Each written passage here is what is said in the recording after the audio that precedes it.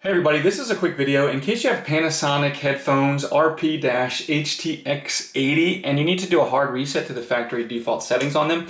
Now you're going to want to do this for one of two reasons. The first one is troubleshooting. If these headphones are not connecting to your device or if they're not pairing or syncing with Bluetooth, a hard reset is a good fix for a lot of those issues to get them working again.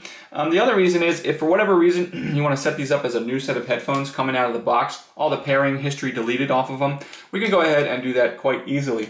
All we need to do is make sure we have enough power to our headphones, and then we're going to have them turned off. And with them turned off, we're going to come and press and hold the power button for at least 5 seconds until the LED starts blinking blue and red, this little light right here. Once it starts blinking blue and red, we're going to come and hold the plus and minus, or the forward and back buttons at the same time for at least 5 seconds. And while you're holding these two buttons, just keep an eye on this little indicator light, and when it blinks blue quickly and then the unit turns off, you can go ahead and let go. The reset is complete. You can go to whatever device you've had them paired on with in the past and delete them off of there, and then go ahead and set these up as a new set of headphones.